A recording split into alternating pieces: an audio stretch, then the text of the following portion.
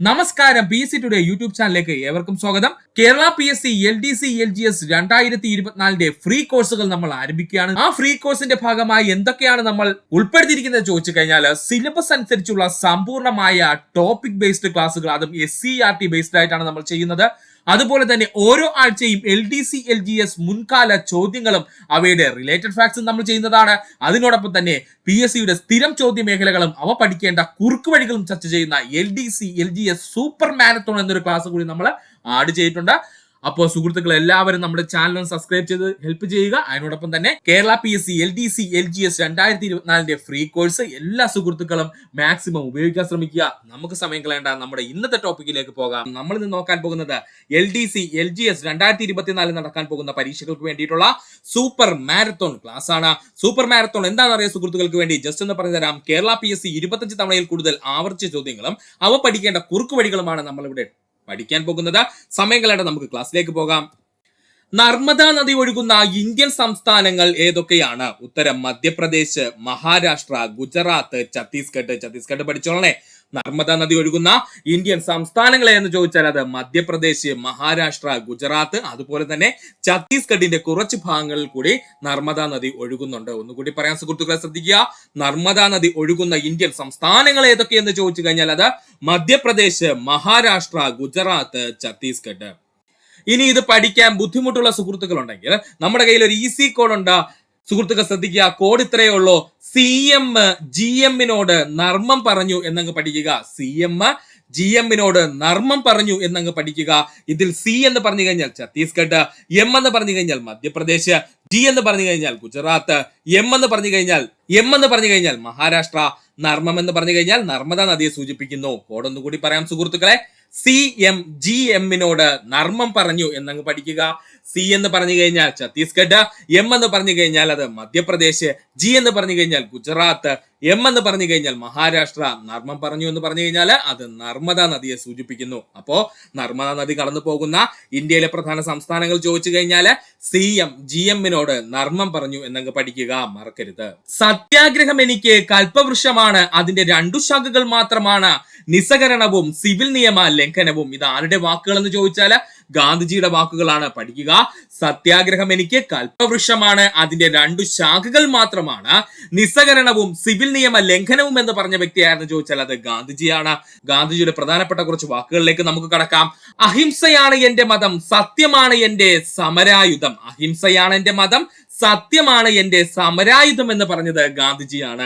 അഹിംസയാണ് എന്റെ മതം, സത്യമാണ് എന്റെ സമരായുധം എന്ന് പറഞ്ഞത് ഗാന്ധിജിയാണ്. എന്റെ ജീവിതമാണ് എന്റെ സന്ദേശം എന്ന് പറഞ്ഞത് ഗാന്ധിജി. എന്റെ ജീവിതമാണ് എന്റെ സന്ദേശം എന്ന് പറഞ്ഞതായിരുന്നു ചോദിച്ചാൽ അത് ഗാന്ധിജിയാണ്. സത്യാഗ്രഹം ബലവാന്മാരുടെ ഉപകരണമാണ് എന്ന് പറഞ്ഞത് ഗാന്ധിജിയാണ്. സത്യാഗ്രഹം ബലവാന്മാരുടെ ഉപകരണമാണ് എന്ന് പറഞ്ഞത് ആരാണ്? ഗാന്ധിജിയാണ്. അസ്പർശ്യത നിലനിന്നാൽ ഹിന്ദുമതം മരിക്കുമെന്ന് പറഞ്ഞത് ഗാന്ധിജി. അസ്പർശ്യത നിലനിന്നാൽ ഹിന്ദുമതം മരിക്കുമെന്ന് പറഞ്ഞത് ഗാന്ധിജിയാണ്. അഹിംസയും സത്യവുമാണ് എന്റെ ശ്വാസകോശങ്ങൾ എന്ന് പറഞ്ഞത് ഗാന്ധിജിയാണ്. അഹിംസയും സത്യവുമാണ് എന്റെ ശ്വാസകോശങ്ങൾ എന്ന് പറഞ്ഞത് ഗാന്ധിജിയാണ്. അതുപോലെ തന്നെ നമുക്ക് എല്ലാവർക്കും അറിയാവുന്ന പോയിന്റാണ് അവസാനമായി പറയുന്നത്. പ്രവർത്തിക്കുക അല്ലെങ്കിൽ മരിക്കുക എന്ന് പറഞ്ഞതും ഗാന്ധിജിയാണ്. പ്രവർത്തിക്കുക അല്ലെങ്കിൽ മരിക്കുക എന്ന് പറഞ്ഞതും ഗാന്ധിജിയാണ്. സുഹൃത്തുക്കൾ ശ്രദ്ധിച്ചിരിക്കണേ. ഒന്നുകൂടി പറയാം. സത്യാഗ്രഹം എനിക്ക് കൽപ്പവൃക്ഷമാണ്, അതിന്റെ 2 ശാഖകൾ മാത്രമാണ് നിസ്സഹകരണവും സിവിൽ നിയമ ലംഘനവും എന്ന് പറഞ്ഞത് ഗാന്ധിജിയാണ്. അഹിംസയാണ് എന്റെ മതം, സത്യമാണ് എന്റെ സമരായുധം എന്ന് പറഞ്ഞത് ഗാന്ധിജിയാണ്. എന്റെ ജീവിതമാണ് എന്റെ സന്ദേശം എന്ന് പറഞ്ഞത് ഗാന്ധിജിയാണ്. സത്യാഗ്രഹം ബലവാന്മാരുടെ ഉപകരണമാണ് എന്ന് പറഞ്ഞത് ഗാന്ധിജിയാണ്. അസ്പർശ്യത നിലനിന്നാൽ ഹിന്ദുമതം മരിക്കുമെന്ന് പറഞ്ഞത് ഗാന്ധിജിയാണ്. ഒന്ന് അണ്ടർലൈൻ ചെയ്ത് പഠിച്ചോളണേ. അസ്പർശ്യത നിലനിന്നാൽ ഹിന്ദുമതം മരിക്കുമെന്ന് പറഞ്ഞതായിരുന്നു ചോദിച്ചാൽ അത് ഗാന്ധിജിയാണ്. അഹിംസയും സത്യവുമാണ് എന്റെ ശ്വാസകോശങ്ങൾ എന്ന് പറഞ്ഞത് ഗാന്ധിജിയാണ്. അഹിംസയും സത്യവുമാണ് എന്റെ ശ്വാസകോശങ്ങൾ എന്ന് പറഞ്ഞതായിരുന്നു ചോദിച്ചാൽ അത് ഗാന്ധിജിയാണ്. പ്രവർത്തിക്കുക അല്ലെങ്കിൽ മരിക്കുക എന്ന് പറഞ്ഞതും ഗാന്ധിജിയാണ്. ഇത് നമുക്ക് എല്ലാവർക്കും അറിയാവുന്ന പോയിന്റ് ആണ്. ഈ ഭാഗത്ത് നിന്ന് ഒത്തിരി ക്വസ്റ്റ്യൻസ് പ്രീവിയസ് ആയി ചോദിച്ചിട്ടുണ്ട്. അതുകൊണ്ട് സുഹൃത്തുക്കൾ ഈ ഭാഗം വ്യക്തമായി പഠിക്കുക. ബ്രിട്ടീഷ് ഇന്ത്യയിലെ ബാബർ എന്നറിയപ്പെടുന്നത് ആരാണ്? ഉത്തരം റോബർട്ട് ക്ലൈവ് ആണ് കേട്ടോ. ബ്രിട്ടീഷ് ഇന്ത്യയുടെ ബാബർ എന്നറിയപ്പെടുന്നത് ആരാണ്? റോബർട്ട് ക്ലൈവ് ആണ്. ഇന്ത്യയിലെ ബ്രിട്ടീഷ് ഭരണത്തിന് അടിത്തറ പാകിയ ബ്രിട്ടീഷ് സേനാ നായകനായിരുന്നു ചോദിച്ചാൽ റോബർട്ട് ക്ലൈവ് ആണ്. ഇന്ത്യയിൽ ബ്രിട്ടീഷ് ഭരണത്തിന് അടിത്തറ പാകിയ ബ്രിട്ടീഷ് സേനാനായകനായിരുന്നു ചോദിച്ചാൽ അത് റോബർട്ട് ക്ലൈവ് ആണ്. ബംഗാളിലെ ആദ്യത്തെ ബ്രിട്ടീഷ് ഗവർണർ ആയിരുന്നു ചോദിച്ചാൽ റോബർട്ട് ക്ലൈവ് ആണ്. ബംഗാളിലെ ആദ്യത്തെ ബ്രിട്ടീഷ് ഗവർണർ ആയിരുന്നു ചോദിച്ചാൽ അത് റോബർട്ട് ക്ലൈവ് ആണ്. ബംഗാളിൽ ദ്വിഭരണം ഏർപ്പെടുത്തിയ ഭരണാധികാരി ആയിരുന്നു ചോദിച്ചു കഴിഞ്ഞാൽ അത് റോബർട്ട് ക്ലൈവ് ആണ്. പഠിച്ചോളനെ, ബംഗാളിലെ ദ്വിഭരണം ഏർപ്പെടുത്തിയ ഭരണാധികാരി ആര് എന്ന് ചോദിച്ചാൽ അത് റോബർട്ട് ക്ലൈവ് ആണ്. പഠിക്കുക. എനിക്ക് 2000 പട്ടാളക്കാരെ അയച്ചു തരിക, ഞാൻ ഭാരതം പിടിച്ചെടുക്കാമെന്ന് പ്രഖ്യാപിച്ച വ്യക്തി റോബർട്ട് ക്ലൈവ്. പ്രീവിയസ് ചോദ്യമാണ്. എനിക്ക് 2000 പട്ടാളക്കാരെ അയച്ചു തരിക, ഞാൻ ഭാരതം പിടിച്ചെടുക്കാമെന്ന് പ്രഖ്യാപിച്ച വ്യക്തി റോബർട്ട് ക്ലൈവ് ആണ്. 2 തവണ ബംഗാളിന്റെ ഗവർണർ ആയിരുന്ന വ്യക്തി റോബർട്ട് ക്ലൈവ്. 2 തവണ ബംഗാളിന്റെ ഗവർണർ ആയിരുന്ന വ്യക്തിയായിരുന്നു ചോദിച്ചാൽ അത് റോബർട്ട് ക്ലൈവ് ആണ്. ബക്സാർ യുദ്ധത്തിന്റെ ഭാഗമായി അലഹബാദ് ഉടമ്പടിയിൽ 1765 ഒപ്പുവെച്ച ഭരണാധികാരി റോബർട്ട് ക്ലൈവ്. പഠിച്ചോളണേ, ബക്സാർ യുദ്ധത്തിന്റെ ഭാഗമായി അലഹബാദ് ഉടമ്പടിയിൽ 1765 ഒപ്പുവെച്ച ഭരണാധികാരി ആര് എന്ന് ചോദിച്ചാൽ അത് റോബർട്ട് ക്ലൈവ് ആണ്. ഒന്നുകൂടി പറയാം സുഹൃത്തുക്കളെ, ശ്രദ്ധിച്ചിരിക്കുക. ബ്രിട്ടീഷ് ഇന്ത്യയിലെ ബാബർ എന്നറിയപ്പെടുന്നത് ആരെന്ന് ചോദിച്ചാൽ അത് റോബർട്ട് ക്ലൈവ് ആണ്. ഇന്ത്യയിലെ ബ്രിട്ടീഷ് ഭരണത്തിന് അടിത്തറയിട്ട ബ്രിട്ടീഷ് സേനാനായകനാരെന്ന് ചോദിച്ചാൽ റോബർട്ട് ക്ലൈവ് ആണ്. അതുകൊണ്ടാണ് റോബർട്ട് ക്ലൈവിനെ ബ്രിട്ടീഷ് ഇന്ത്യയുടെ ബാബർ എന്ന് അറിയപ്പെടുന്നത്. ബംഗാളിലെ ആദ്യത്തെ ബ്രിട്ടീഷ് ഗവർണർ ആരെന്ന് ചോദിച്ചാൽ അത് റോബർട്ട് ക്ലൈവ് ആണ്. ബംഗാളിൽ ദ്വിഭരണം ഏർപ്പെടുത്തിയ ഭരണാധികാരി റോബർട്ട് ക്ലൈവ് ആണ്. പ്രീവിയസ് ക്വസ്റ്റ്യൻ ആണ്, ഒന്നുകൂടി പറയാം. ബംഗാളിലെ ദ്വിഭരണം ഏർപ്പെടുത്തിയ ഭരണാധികാരി ആരെന്ന് ചോദിച്ചാൽ അത് റോബർട്ട് ക്ലൈവ് ആണ്. എനിക്ക് 2000 പട്ടാളക്കാരെ അയച്ചു തരിക, ഞാൻ ഭാരതം പിടിച്ചെടുക്കാമെന്ന് പ്രഖ്യാപിച്ച വ്യക്തി റോബർട്ട് ക്ലൈവ് ആണ്. ഇത് പ്രീവിയസ് ചോദ്യമാണ്, ഒന്നുകൂടി പറയാൻ ശ്രദ്ധിക്കുക. എനിക്ക് 2000 പട്ടാളക്കാരെ അയച്ചു തരിക, ഞാൻ ഭാരതം പിടിച്ചെടുക്കാമെന്ന് പ്രഖ്യാപിച്ച വ്യക്തിയാണെന്ന് ചോദിച്ചാൽ അത് റോബർട്ട് ക്ലൈവ് ആണ്. 2 തവണ ബംഗാൾ ഗവർണർ ആയിരുന്ന വ്യക്തിയായിരുന്നു ചോദിച്ചാൽ റോബർട്ട് ക്ലൈവ് ആണ്. 2 തവണ ബംഗാൾ ഗവർണർ ആയിരുന്ന വ്യക്തിയായിരുന്നു ചോദിച്ചാൽ അത് റോബർട്ട് ക്ലൈവ് ആണ്. ബക്സാർ യുദ്ധത്തിന്റെ ഭാഗമായി അലഹബാദ് ഉടമ്പടിയിൽ 1765 ഒപ്പുവെച്ച ഭരണാധികാരി റോബർട്ട് ക്ലൈവ് ആണ്. പഠിച്ചോളനെ, ബക്സാർ യുദ്ധത്തിന്റെ ഭാഗമായിട്ട് അലഹബാദ് ഉടമ്പടിയിൽ 1765 ഒപ്പുവെച്ച ഭരണാധികാരി ആര് എന്ന് ചോദിച്ചാൽ അത് റോബർട്ട് ക്ലൈവ് ആണ്. സിന്ധു നദീതട സംസ്കാര കേന്ദ്രമായ കാലിബഹൻ സ്ഥിതി ചെയ്യുന്ന രാജ്യം ഇന്ത്യയാണ്. സിന്ധു നദീതട സംസ്കാര കേന്ദ്രമായ കാലിബഹൻ സ്ഥിതി ചെയ്യുന്ന രാജ്യം ചോദിച്ചു കഴിഞ്ഞാൽ അത് ഇന്ത്യയാണ്. ഇന്ത്യയിൽ സ്ഥിതി ചെയ്യുന്ന സിന്ധു നദീതട സംസ്കാര കേന്ദ്രങ്ങൾ PSCയുടെ സ്ഥിരം പ്രീവിയസ് ചോദ്യമാണ്. പഠിക്കുക. ആലംഗീർപൂർ, ബനാവലി, കാലിബഹൻ, ലോഥൽ, ധോളാർവീര, അതുപോലെ റംഗ്പൂർ. ഇന്ത്യയിൽ സ്ഥിതി ചെയ്യുന്ന സിന്ധു നദീതട സംസ്കാര കേന്ദ്രങ്ങൾ ഏതൊക്കെയെന്ന് ചോദിച്ചാൽ അതാണ് ആലംഗീർപൂർ. ആദ്യം പഠിക്കാനുള്ള ഏതാ സുഹൃത്തുക്കളെ? ആലംഗീർപൂർ. അതുപോലെ തന്നെ ബനാവലി, അതാണ് ബനാവലി. കാലിബഹൻ, എന്താണ് കാലിബഹൻ. ലോഥൽ, എന്താണ് ലോഥൽ. ധോളാർവീര അല്ലെങ്കിൽ ധോളാവീര എന്നൊക്കെ നമ്മൾ പറയും, ധോളാർവീര. അതുപോലെ റംഗ്പൂർ. ഇത്രയും പ്രധാനപ്പെട്ട ഇന്ത്യയിൽ സ്ഥിതി ചെയ്യുന്ന സിന്ധു നദീതട സംസ്കാര കേന്ദ്രങ്ങളാണ്. പഠിച്ചോളണേ. ഇവിടെ നിന്ന് 1 മാർക്ക് സുഹൃത്തുക്കൾക്ക് സ്കോർ ചെയ്യാം. ഇനി ഇത് പഠിക്കാൻ ബുദ്ധിമുട്ടുള്ള സുഹൃത്തുക്കൾക്ക് വേണ്ടി നമ്മൾ ഒരു ചെറിയ കോഡ് ഉണ്ടാക്കിയിട്ടുണ്ട്. സുഹൃത്തുക്കൾ ശ്രദ്ധിച്ചിരിക്കുക. വ്യക്തമായിട്ട് സുഹൃത്തുക്കൾ 2-3 തവണ ഇത് എഴുതി പഠിക്കുക, എങ്കിൽ മാത്രമേ മനസ്സിൽ നിൽക്കുള്ളൂ. അപ്പൊ കോഡിലേക്ക് കടക്കാൻ നമുക്ക്. ബാലോ ദോ ആ ഇന്ത്യൻ ഡ്രം കാലിയായി എന്നങ്ങ് പഠിക്കുക. ബാലോ അല്ലെങ്കിൽ ബാല നമുക്ക് വേണമെങ്കിൽ വിളിക്കാം. ബാലോ അല്ലെങ്കിൽ ബാല ദോ ആ ഇന്ത്യൻ ഡ്രം കാലിയായി എന്നങ്ങ് പഠിക്കുക. ബാല ദോ ആ ഇന്ത്യൻ ഡ്രം കാലിയായി എന്നങ്ങ് പഠിക്കുക. ഇതിൽ ബാ എന്ന് പറഞ്ഞു കഴിഞ്ഞാൽ ബനാവലിയെ സൂചിപ്പിക്കുന്നു. ബാ എന്ന് പറഞ്ഞു കഴിഞ്ഞാൽ ബനാവലിയെ സൂചിപ്പിക്കുന്നു. ലോ എന്ന് പറഞ്ഞു കഴിഞ്ഞാൽ ലോഥലിനെ സൂചിപ്പിക്കുന്നു. അപ്പൊ ബാലന്റെ ബാല കഴിഞ്ഞേ, അപ്പോ ബാലോ കഴിഞ്ഞേ. ഇനിയുള്ളത് ആരാണ്? ദോ എന്ന് പറഞ്ഞു കഴിഞ്ഞാൽ അത് ധോളാർവീരയെ സൂചിപ്പിക്കുന്നു. ധോ എന്ന് പറഞ്ഞു കഴിഞ്ഞാൽ അത് ധോളാർവീരയെ സൂചിപ്പിക്കുന്നു. ആ എന്ന് പറഞ്ഞു കഴിഞ്ഞാൽ അത് ആലിംഗീർപൂറിനെ സൂചിപ്പിക്കുന്നു. ആ എന്ന് പറഞ്ഞു കഴിഞ്ഞാൽ അത് ആലിംഗീർപൂറിനെ സൂചിപ്പിക്കുന്നു. ഇന്ത്യൻ എന്ന് പറഞ്ഞു കഴിഞ്ഞാൽ ഇന്ത്യ തന്നെയാണ്, യാതൊരു വ്യത്യാസവും ഇല്ല. റം എന്ന് പറഞ്ഞു കഴിഞ്ഞാൽ റംഗ്പൂർ ആണ്. റം എന്ന് പറഞ്ഞു കഴിഞ്ഞാൽ റംഗ്പൂർ ആണ്. അതുപോലെ കാലിയായി എന്ന് പറഞ്ഞു കഴിഞ്ഞാൽ അത് കാലിബഹൻ ആണ്. കാലിയായി എന്ന് പറഞ്ഞു കഴിഞ്ഞാൽ അത് കാലിബഹൻ ആണ്. കൺഫ്യൂഷൻ വേണ്ട സുഹൃത്തുക്കളെ. കോഡ് ഒന്നുകൂടി പറയാം. ബാലോ അല്ലെങ്കിൽ ബാല എന്ന് വേണമെങ്കിൽ പറയാം. ബാല ദോ ആ ഇന്ത്യൻ റം കാലിയായി എന്നങ്ങ് പഠിക്കുക. ഇതിൽ ബാലയിലെ ബാ എന്ന് പറഞ്ഞു കഴിഞ്ഞാൽ ബനാവലി, അതുപോലെ ലോ എന്ന് പറഞ്ഞു കഴിഞ്ഞാൽ ലോഥല്, ദോ എന്ന് പറഞ്ഞു കഴിഞ്ഞാൽ ധോളാവീര, ആ എന്ന് പറഞ്ഞു കഴിഞ്ഞാൽ ആലിംഗീർപൂർ, അതുപോലെ ഇന്ത്യൻ എന്ന് പറഞ്ഞു കഴിഞ്ഞാൽ ഇന്ത്യ തന്നെയാണ്. അതുപോലെ റം എന്ന് പറഞ്ഞു കഴിഞ്ഞാൽ റംഗ്പൂർ, അതുപോലെ കാലിയായി എന്ന് പറഞ്ഞു കഴിഞ്ഞാൽ കാലിബഹൻ. സുഹൃത്തുക്കളെ 2-3 തവണ റിപ്പീറ്റ് ചെയ്ത് തന്നെ ഈ ഭാഗം പഠിച്ചോളുക. നിങ്ങൾക്ക് 1 മാർക്ക് ഈ ഭാഗത്ത് നിന്ന് സ്കോർ ചെയ്യാം. 2ാം ഈഴോ മെമ്മോറിയൽ സമർപ്പിച്ച വർഷം 1900-ലാണ്. 2ാം ഈഴോ മെമ്മോറിയൽ സമർപ്പിച്ച വർഷം 1900-ലാണ്. കേരളത്തിലെ ആദ്യത്തെ മുസ്ലിം സാമൂഹിക ക്ഷേമ സഭയായ ഇസ്ലാം സഭ പൊന്നാനിയിൽ രൂപീകരിച്ച വർഷം 1900. കേരളത്തിലെ ആദ്യത്തെ മുസ്ലിം സാമൂഹിക ക്ഷേമ സഭയായ ഇസ്ലാം സഭ പൊന്നാനിയിൽ രൂപീകരിച്ച വർഷം 1900 ഒന്നുകൂടി പറയാൻ ഇമ്പോർട്ടന്റ് ആണ്. കേരളത്തിലെ ആദ്യത്തെ മുസ്ലിം സാമൂഹിക ക്ഷേമ സഭയായിട്ടുള്ള ഇസ്ലാം സഭ പൊന്നാനിയിൽ രൂപീകരിച്ച വർഷം 1900.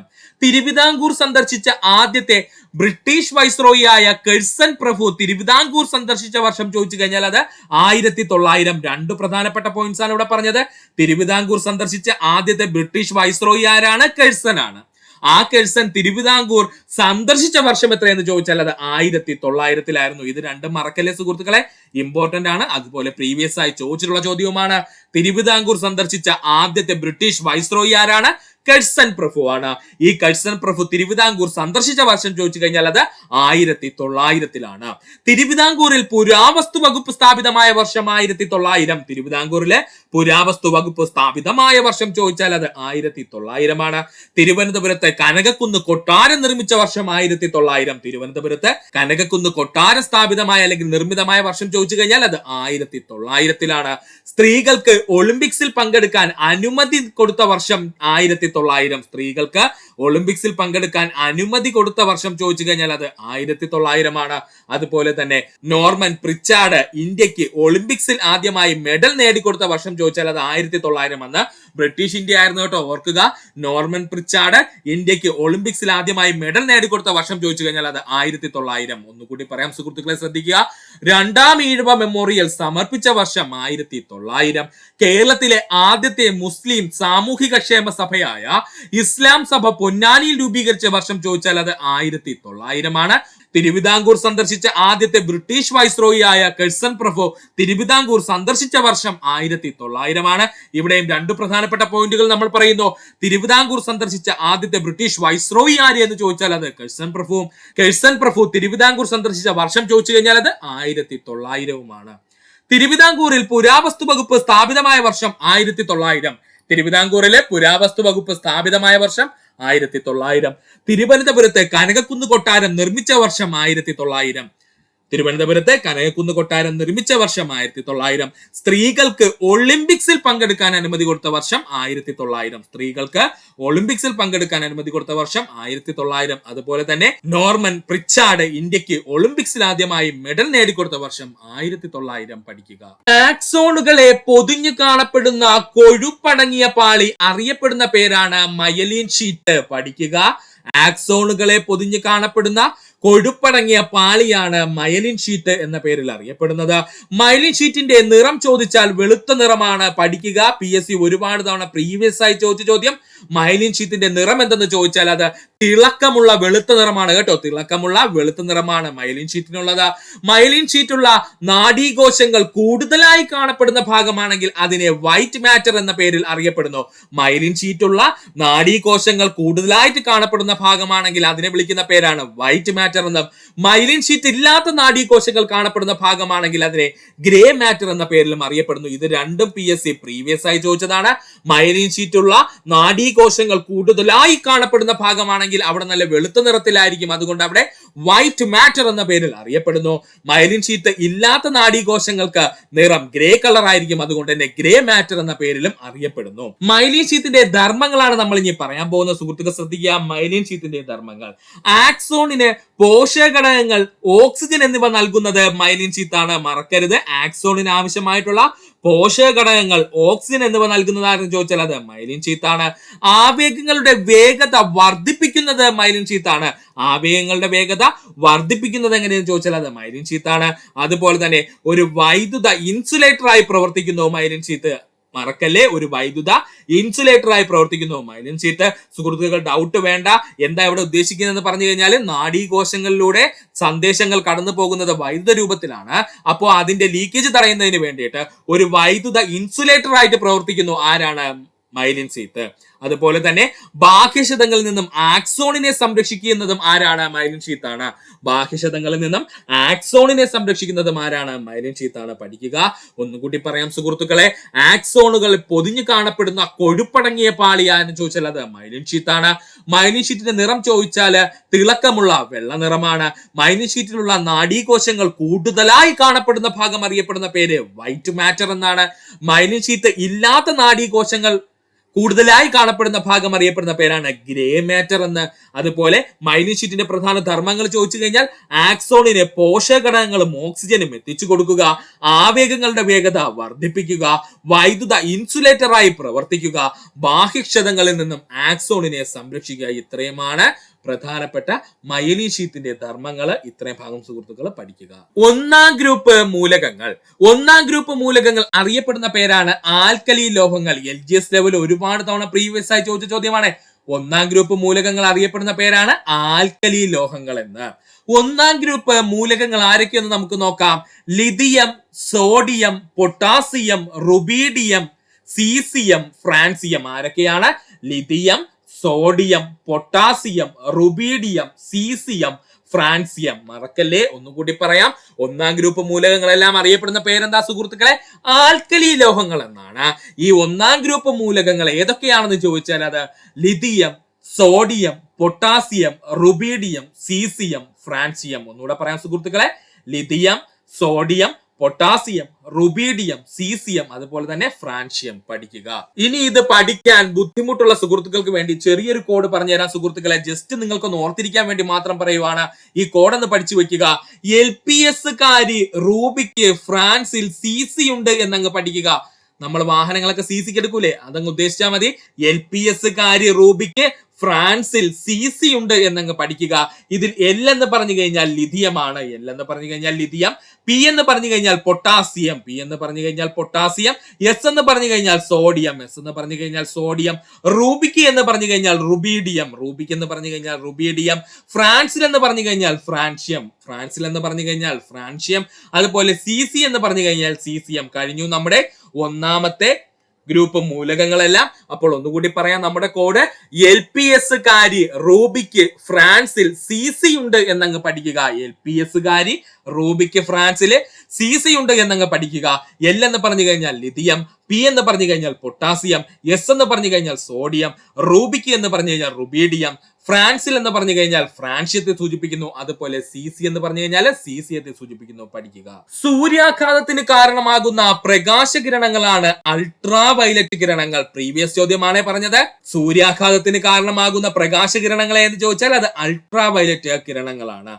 കള്ളനോട്ട് തിരിച്ചറിയാൻ ഉപയോഗിക്കുന്ന കിരണങ്ങൾ അൾട്രാ വയലറ്റ് കിരണങ്ങൾ. കള്ളനോട്ട് തിരിച്ചറിയാൻ ഉപയോഗിക്കുന്ന കിരണങ്ങൾ അൾട്രാ വയലറ്റ് കിരണങ്ങൾ. നെയ്യിലെ മായം തിരിച്ചറിയാൻ ഉപയോഗിക്കുന്ന കിരണങ്ങൾ അൾട്രാ വയലറ്റ് കിരണങ്ങൾ. നെയ്യിലെ മായം തിരിച്ചറിയാൻ ഉപയോഗിക്കുന്ന കിരണങ്ങളെ എന്ന് ചോദിച്ചാൽ അത് അൾട്രാ വയലറ്റ് കിരണങ്ങളാണ്. ശസ്ത്രക്രിയ ഉപകരണങ്ങൾ അണുവിമുക്തമാക്കാൻ ഉപയോഗിക്കുന്ന കിരണങ്ങൾ ചോദിച്ചു കഴിഞ്ഞാൽ അത് അൾട്രാ വയലറ്റ് കിരണങ്ങളാണ്. ശസ്ത്രക്രിയ ഉപകരണങ്ങൾ അണുവിമുക്തമാക്കാൻ ഉപയോഗിക്കുന്ന ഉപകരണങ്ങൾ ചോദിച്ചു കഴിഞ്ഞാൽ അത് അൾട്രാ വയലറ്റ് കിരണങ്ങളാണ്. ട്യൂബ് ലൈറ്റിനുള്ളിലെ പ്രകാശകിരണങ്ങൾ എന്നറിയപ്പെടുന്നത് അൾട്രാ വയലറ്റ് കിരണങ്ങളാണ്. ട്യൂബ് ലൈറ്റിനുള്ളിലെ പ്രകാശകിരണങ്ങൾ എന്നറിയപ്പെടുന്നത് അൾട്രാ വയലറ്റ് കിരണങ്ങളാണ്. നമ്മൾ ഇപ്പോൾ കാണപ്പെടുന്ന LED ലൈറ്റുകൾ അല്ലേ പറഞ്ഞത്? പണ്ട് കാലത്ത് നമ്മൾ ഉപയോഗിച്ചുകൊണ്ടിരുന്ന ട്യൂബ് ലൈറ്റുകളിലുള്ള പ്രകാശകിരണങ്ങൾ ആരെന്ന് ചോദിച്ചാൽ അത് അൾട്രാ വയലറ്റ് കിരണങ്ങളാണ്. ശരീരത്തിൽ വൈറ്റമിൻ ഡിയുടെ ഉൽപാദനത്തിന് സഹായിക്കുന്ന പ്രകാശകിരണങ്ങൾ അൾട്രാ വയലറ്റ് കിരണങ്ങൾ. ശരീരത്തിലെ വൈറ്റമിൻ ഡിയുടെ ഉൽപാദനത്തിന് സഹായിക്കുന്ന പ്രകാശകിരണങ്ങൾ ചോദിച്ചാൽ അത് അൾട്രാ വയലറ്റ് കിരണങ്ങളാണ്. ജലത്തിലെ സൂക്ഷ്മജീവികളെ നശിപ്പിക്കാൻ ഉപയോഗിക്കുന്ന പ്രകാശകിരണങ്ങൾ ചോദിച്ചാൽ അത് അൾട്രാ വയലറ്റ് കിരണങ്ങളാണ്. ജലത്തിലെ സൂക്ഷ്മജീവികളെ നശിപ്പിക്കാൻ ഉപയോഗിക്കുന്ന പ്രകാശകിരണങ്ങളെ എന്ന് ചോദിച്ചാൽ അത് അൾട്രാ വയലറ്റ് കിരണങ്ങളാണ്. ഇതിൽ പറഞ്ഞിരിക്കുന്ന എല്ലാ പോയിന്റും PSC പ്രീവിയസ് ആയി ചോദിച്ചിട്ടുണ്ട്. അതുകൊണ്ട് വ്യക്തമായിട്ട് പഠിക്കണം. ഇത് ഫുള്ള് PQ ആണ് പറഞ്ഞത്. ഒന്നുകൂടി പറയാൻ സുഹൃത്തുക്കൾ ശ്രദ്ധിച്ചിരിക്കുക. സൂര്യാഘാതത്തിന് കാരണമാകുന്ന പ്രകാശകിരണം എന്ന് ചോദിച്ചാൽ അത് അൾട്രാ വയലറ്റ് കിരണങ്ങളാണ്. സൂര്യാഘാതത്തിന് ഇംഗ്ലീഷിൽ ചിലപ്പോൾ സൺ ബേൺ എന്നായിരിക്കും പറയുന്നത് കേട്ടോ. എന്താണ്? സൺ ബേൺ എന്നായിരിക്കും ചിലപ്പോൾ തന്നിരിക്കുന്നത്. അതിനെ തന്നെയാണ് സൂര്യാഘാതം എന്ന പേരിലും അറിയപ്പെടുന്നത്. അതിന് കാരണമാകുന്ന പ്രകാശകിരണമായിരുന്നു ചോദിച്ചാൽ അത് അൾട്രാ വയലറ്റ് കിരണമാണ്. കള്ളനോട്ട് തിരിച്ചറിയാൻ ഉപയോഗിക്കുന്ന കിരണങ്ങൾ അൾട്രാ വയലറ്റ് കിരണങ്ങൾ. നെയ്യിലെ മായം തിരിച്ചറിയാൻ ഉപയോഗിക്കുന്ന കിരണങ്ങൾ അൾട്രാവയലറ്റ് കിരണങ്ങൾ, ശസ്ത്രക്രിയ ഉപകരണങ്ങൾ അണുവിമുക്തമാക്കാൻ ഉപയോഗിക്കുന്ന കിരണങ്ങൾ അൾട്രാവയലറ്റ് കിരണങ്ങൾ, ട്യൂബ് ലൈറ്റിനുള്ളിലെ പ്രകാശകിരണങ്ങൾ എന്നറിയപ്പെടുന്നത് അൾട്രാവയലറ്റ് കിരണങ്ങൾ. ഇപ്പോഴത്തെ LED ട്യൂബ് അല്ല, പണ്ട് കാലത്ത് നമ്മൾ ഉപയോഗിച്ചുകൊണ്ടിരുന്ന ട്യൂബ്. ശരീരത്തിലെ വൈറ്റമിൻ ഡിയുടെ ഉൽപാദനത്തിന് സഹായിക്കുന്ന പ്രകാശകിരണങ്ങളെ എന്ന് ചോദിച്ചു കഴിഞ്ഞാൽ അത് അൾട്രാവയലറ്റ് കിരണങ്ങൾ. ജലത്തിലെ സൂക്ഷ്മജീവികളെ നശിപ്പിക്കാൻ ഉപയോഗിക്കുന്ന പ്രകാശകിരണങ്ങളെ എന്ന് ചോദിച്ചാൽ അത് അൾട്രാവയലറ്റ് കിരണങ്ങളാണ് പഠിക്കുക. ബ്രിട്ടീഷ് ഭരണകാലത്ത് മലബാർ ജില്ലയുടെ തലസ്ഥാനം കോഴിക്കോടായിരുന്നു. ഇപ്പോഴത്തെ നമ്മുടെ കോഴിക്കോടായിരുന്നു ബ്രിട്ടീഷ് ഭരണകാലത്ത് മലബാർ ജില്ലയുടെ തലസ്ഥാനം. ഇന്ത്യയിലെ ആദ്യത്തെ ചവർരഹിത നഗരം എന്നറിയപ്പെടുന്നത് കോഴിക്കോട്. ഇന്ത്യയിലെ ആദ്യത്തെ ചവർരഹിത നഗരം എന്നറിയപ്പെടുന്നത് കോഴിക്കോട്. കേരളത്തിൽ ആദ്യമായി 3G സംവിധാനം നിലവിൽ വന്ന നഗരം ചോദിച്ചാൽ അത് കോഴിക്കോടാണ്. മറക്കല്ലേ, ഇമ്പോർട്ടന്റ് പോയിന്റ് ആണ് പറഞ്ഞത്. കേരളത്തിൽ ആദ്യമായി 3G സംവിധാനം നിലവിൽ വന്ന നഗരം എന്ന് ചോദിച്ചു കഴിഞ്ഞാൽ അത് കോഴിക്കോടാണ്. പ്രഥമ കേരള സന്ദർശനം നടത്തിയപ്പോൾ ഗാന്ധിജി പ്രസംഗിച്ച സ്ഥലം ചോദിച്ചു കഴിഞ്ഞാൽ അത് കോഴിക്കോടാണ്. മോസ്റ്റ് ഇമ്പോർട്ടന്റ് പോയിന്റ് ആണ്. അതുപോലെ പ്രീവിയസ് ക്വസ്റ്റ്യനുമാണ്. പ്രഥമ കേരള സന്ദർശനം നടത്തിയപ്പോൾ ഗാന്ധിജി പ്രസംഗിച്ച സ്ഥലം എവിടെയെന്ന് ചോദിച്ചാൽ അത് കോഴിക്കോടാണ്. സ്റ്റുഡന്റ് പോലീസ് കേഡറ്റ് പദ്ധതി ആദ്യമായി നടപ്പിലാക്കിയത് കോഴിക്കോടാണ്. സ്റ്റുഡന്റ് പോലീസ് കേഡറ്റ് പദ്ധതി ആദ്യമായി കേരളത്തിൽ നടപ്പിലാക്കിയത് കോഴിക്കോട് ജില്ലയിലാണ്.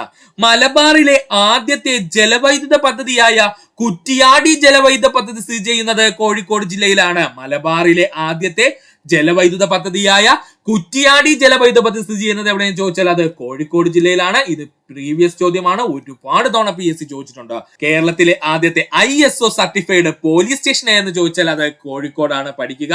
കേരളത്തിലെ ആദ്യത്തെ ISO സർട്ടിഫൈഡ് പോലീസ് സ്റ്റേഷൻ എന്ന് ചോദിച്ചാൽ അത് കോഴിക്കോടാണ്. കേരളത്തിന്റെ ശില്പനഗരം എന്നറിയപ്പെടുന്നത് കോഴിക്കോടാണ്. കൺഫ്യൂഷൻ ആവല്ലേ. കേരളത്തിന്റെ ശില്പനഗരം എന്നറിയപ്പെടുന്നത് കോഴിക്കോടും കേരളത്തിന്റെ പ്രതിമ നഗരം എന്നറിയപ്പെടുന്നതാണ് തിരുവനന്തപുരം. മറക്കല്ലേ, ഇത് രണ്ടും കൂടെ കൺഫ്യൂഷൻ ആവല്ലേ. കേരളത്തിന്റെ ശില്പനഗരം എന്നറിയപ്പെടുന്നത് കോഴിക്കോട്, എന്നാൽ കേരളത്തിന്റെ പ്രതിമ നഗരം അല്ലെങ്കിൽ സ്റ്റാച്ചു എന്നൊക്കെ അറിയപ്പെടുന്നത് ആരെന്ന് ചോദിച്ചാല് അത് തിരുവനന്തപുരമാണ് കേട്ടോ. സ്റ്റാച്ചു നഗരം അല്ലെങ്കിൽ ഈ പറഞ്ഞിരിക്കുന്ന പ്രതിമ നഗരം എന്നറിയപ്പെടുന്നത് തിരുവനന്തപുരമാണ്. തെറ്റിപ്പോകരുത്.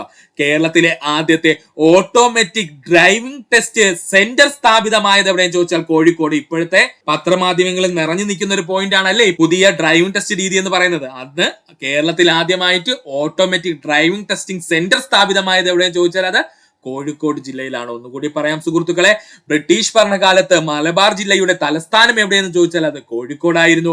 ഇന്ത്യയിലെ ആദ്യത്തെ ചവർരഹിത നഗരം എന്നറിയപ്പെടുന്നത് കോഴിക്കോടാണ്. കേരളത്തിൽ ആദ്യമായി 3G സംവിധാനം നിലവിൽ വന്ന നഗരം കോഴിക്കോടാണ്. പ്രഥമ കേരള സന്ദർശനം നടത്തിയപ്പോൾ ഗാന്ധിജി പ്രസംഗിച്ചത് കോഴിക്കോടാണ്. സ്റ്റുഡന്റ് പോലീസ് കേഡറ്റ് പദ്ധതി കേരളത്തിൽ ആദ്യമായി നടപ്പിലാക്കിയത് കോഴിക്കോടാണ്. മലബാറിലെ ആദ്യത്തെ ജലവൈദ്യുത പദ്ധതിയായ കുറ്റിയാടി ജലവൈദ്യുത പദ്ധതി സ്ഥിതി ചെയ്യുന്നത് കോഴിക്കോട് ജില്ലയിലാണ്. കേരളത്തിലെ ആദ്യത്തെ ISO certified police station Kozhikode town police സ്റ്റേഷനാണ്. അതുപോലെ കേരളത്തിന്റെ ശില്പനഗരം എന്നറിയപ്പെടുന്നത് കോഴിക്കോടും കേരളത്തിന്റെ പ്രതിമ നഗരം എന്നറിയപ്പെടുന്നത് തിരുവനന്തപുരവുമാണ്. കേരളത്തിലെ ആദ്യത്തെ ഓട്ടോമാറ്റിക് ഡ്രൈവിംഗ് ടെസ്റ്റിംഗ് സെന്റർ സ്ഥാപിതമായത് കോഴിക്കോടാണ്. കേരളത്തിലെ ആദ്യത്തെ ഓട്ടോമാറ്റിക് ഡ്രൈവിംഗ് ടെസ്റ്റ് സെന്റർ സ്ഥാപിതമായത് എവിടെയെന്ന് ചോദിച്ചാൽ അത് കോഴിക്കോടാണ്. പഠിക്കുക. 1964 ഫെബ്രുവരിയിൽ അഴിമതി തടയുന്നതിനായി ദേശീയ തലത്തിൽ രൂപീകരിച്ച സ്ഥാപനം central vigilance commission. Previous question ആണ്. ഇപ്പോഴുള്ള പല ചോദ്യങ്ങളിലും കണ്ടിരുന്നു. 1964 ഫെബ്രുവരിയിൽ അഴിമതി തടയുന്നതിനായി ദേശീയ തലത്തിൽ രൂപീകരിച്ച സ്ഥാപനം ചോദിച്ചാൽ അത് സെൻട്രൽ വിജിലൻസ് കമ്മീഷൻ ആണ്. സെൻട്രൽ വിജിലൻസ് കമ്മീഷൻ ഒരു സ്റ്റാറ്റ്യൂട്ടറി ബോഡിയാണ്. പഠിക്കുക. സെൻട്രൽ വിജിലൻസ് കമ്മീഷൻ ഒരു സ്റ്റാറ്റ്യൂട്ടറി ബോഡിയാണ്. സെൻട്രൽ വിജിലൻസ് കമ്മീഷന്റെ ആസ്ഥാനമാണ് സക്താർത്ഥ ഭവൻ, ന്യൂഡൽഹി. സക്താർത്ഥ ഭവൻ എവിടെയാണ്? ന്യൂഡൽഹിയിലാണ് സെൻട്രൽ വിജിലൻസ് കമ്മീഷന്റെ ആസ്ഥാനം എന്ന് പറയുന്നത്. സെൻട്രൽ വിജിലൻസ് കമ്മീഷൻ രൂപീകരിക്കാൻ കാരണമായ കമ്മിറ്റിയാണ് സന്താനം കമ്മിറ്റി. പ്രീവിയസ് ചോദ്യമാണ്. സെൻട്രൽ വിജിലൻസ് കമ്മീഷൻ രൂപീകരിക്കാൻ കാരണമായ കമ്മിറ്റി സന്താനം കമ്മിറ്റി. സെൻട്രൽ വിജിലൻസ് കമ്മീഷന്റെ അംഗങ്ങൾ ചോദിച്ചാൽ ഒരു ചെയർമാനും 2 അംഗങ്ങളുമാണ്. ഇമ്പോർട്ടന്റ് ആണ്. പഠിക്കുക. സെൻട്രൽ വിജിലൻസ് കമ്മീഷന്റെ അംഗങ്ങളുടെ എണ്ണം ചോദിച്ചാൽ ഒരു ചെയർമാനും 2 അംഗങ്ങളുമാണ്. ഇന്ത്യയിലെ ആദ്യത്തെ സെൻട്രൽ വിജിലൻസ് കമ്മീഷൻ ചെയർമാൻ ആരെന്ന് ചോദിച്ചാൽ അത് N. ശ്രീനിവാസ റാവു ആണ്. ഇന്ത്യയിലെ ആദ്യത്തെ സെൻട്രൽ വിജിലൻസ് കമ്മീഷൻ ചെയർമാൻ ആരെന്ന് ചോദിച്ചാൽ അത് എൻ ശ്രീനിവാസ റാവു ആണ്. ഒന്നുകൂടി പറയാം സുഹൃത്തുക്കളെ, 1964 ഫെബ്രുവരിയിൽ അഴിമതി തടയുന്നതിനായി ദേശീയ തലത്തിൽ രൂപീകരിച്ച സ്ഥാപനം ചോദിച്ചാൽ അത് സെൻട്രൽ വിജിലൻസ് കമ്മീഷൻ ആണ്. സെൻട്രൽ വിജിലൻസ് കമ്മീഷൻ ഒരു സ്റ്റാറ്റ്യൂട്ടറി ബോഡിയാണ്. പഠിക്കണം, സെൻട്രൽ വിജിലൻസ് കമ്മീഷൻ ഒരു സ്റ്റാറ്റ്യൂട്ടറി ബോഡിയാണ്. സെൻട്രൽ വിജിലൻസ് കമ്മീഷന്റെ ആസ്ഥാനം ചോദിച്ചാൽ അത് സത്താർത്ഥ ഭവൻ എവിടെയാണ്? ന്യൂഡൽഹിയിലാണ്. സത്താർത്ഥ ഭവൻ എവിടെയാണ്? ന്യൂഡൽഹിയിലാണ്. സെൻട്രൽ വിജിലൻസ് കമ്മീഷൻ രൂപീകരിക്കാൻ കാരണമായ കമ്മിറ്റി സന്താനം കമ്മിറ്റി. സെൻട്രൽ വിജിലൻസ് കമ്മീഷന്റെ അംഗങ്ങൾ ചോദിച്ചാൽ ഒരു ചെയർമാനും 2 അംഗങ്ങളും. ഒരു ചെയർമാനും 2 അംഗങ്ങളുമാണ്. ഇന്ത്യയിലെ ആദ്യത്തെ സെൻട്രൽ വിജിലൻസ് കമ്മീഷൻ ചെയർമാൻ ആരെന്ന് ചോദിച്ചാൽ എൻ ശ്രീനിവാസ റാവു ആണ്. ഇന്ത്യയിലെ ആദ്യത്തെ സെൻട്രൽ വിജിലൻസ് കമ്മീഷൻ ചെയർമാൻ ചോദിച്ചാൽ എൻ ശ്രീനിവാസ റാവു ആണ്. പഠിക്കുക. ഇത്രയുമായിരുന്നു നമ്മൾ ഇന്നത്തെ സൂപ്പർ മാരത്തോൺ ഡേ 3യിൽ നോക്കിയത്. ഇത്ര നേരം ഈ വീഡിയോ കണ്ട സുഹൃത്തുക്കൾ എല്ലാവർക്കും നന്ദി, നമസ്കാരം. നിങ്ങൾക്ക് ഈ വീഡിയോ ഇഷ്ടമായി എങ്കിൽ നമ്മുടെ ചാനൽ സബ്സ്ക്രൈബ് ചെയ്ത് സഹായിക്കുക. അതിനോടൊപ്പം തന്നെ നിങ്ങളുടെ സുഹൃത്തുക്കൾ കൂടി ഒന്ന് ഷെയർ ചെയ്ത് നൽകുക. സബ്സ്ക്രൈബ് ബട്ടണോട് ചേർന്നുള്ള ബെൽ ബട്ടൺ അമർത്തി കഴിഞ്ഞാൽ നമ്മൾ അപ്ലോഡ് ചെയ്യുന്ന വീഡിയോകൾ അപ്പോൾ തന്നെ സുഹൃത്തുക്കളെ നിങ്ങളിലെത്തുന്നതാണ്. സുഹൃത്തുക്കൾ എല്ലാവർക്കും നല്ലൊരു ദിവസം നേരുന്നു. നന്ദി, നമസ്കാരം.